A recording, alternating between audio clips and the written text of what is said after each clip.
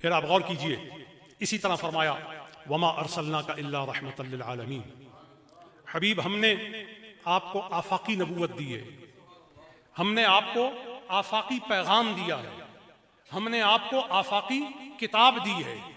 ہم نے آپ کو ایک آفاقی تعلیم کا معلم بنایا ہے، ہم نے آپ کو یونیورسل میسج دے کے بھیجا ہے، نارتھ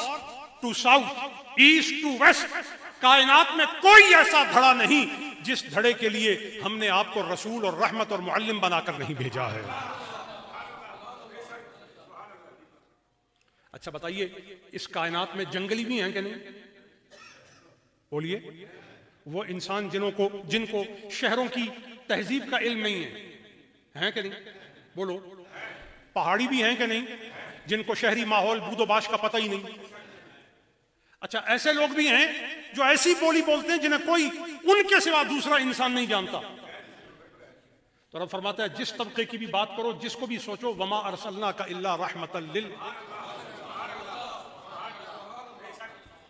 ہم نے سارے عالمین کے دائرے پر جس کی رحمت کے پر کو دراز کیا ہے وہ سوائے عبداللہ کے در یتیم کے اور کوئی دوسرا نہیں ہے۔ تو گویا یہ پہلو وما ارسلناک الا رحمۃ للعالمین یہ متعین کرتا ہے کہ اسلام کا جو آفاقی پہلو ہے وہ پہلو رحمت ہے، وہ پہلو شفقت ہے، وہ پہلو درگزر ہے، وہ پہلو عافیت ہے، وہ ایک ایسا پہلو ہے، ایک ایسا ایسپیکٹ ہے جس میں فارگیونیس ہے، جس کے اندر بڑی ایک خوبصورتی ہے کہ دنیا کا کوئی بھی انسان اس دین کے ماننے والے کے ساتھ بیٹھ سکتا ہے، بات کر سکتا ہے، سمجھ سکتا ہے، سمجھا سکتا ہے، مان سکتا ہے، منوا سکتا ہے، دعویٰ کر سکتا ہے، اور اس دعوے کو بڑی عزت کے ساتھ شنوائی کے پہلو میں دیکھ سکتا ہے۔ یہ حقیقت جہاں موجود ہے، فرمایا ہم نے وہ دین مصطفیٰ کو دے کر بھیجا ہے۔ شاید کسی کو میری بات سمجھ نہیں آئی۔ اگر آپ غور کریں، جو عورت حضور کو گوشت میں زہر بھر کے دعوت میں سامنے رکھے اور حضور زہر آلود گوشت پیش کرنے والی عورت کے ساتھ بھی اپنے پہلوؤں سے درگزر نہ فرمائے، سوچئے نا،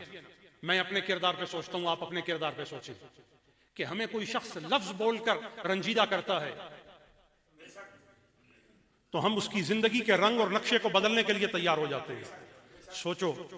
جس کے لیے کسی نے زہر سے بھرے گوشت کو تیار کر کے اس کے سامنے صرف رکھا نہیں، حضور نے اپنے دہن انور کے قریب دندان اقدس سے اسے لینے کی تیاری کی تو گوشت بول پڑا۔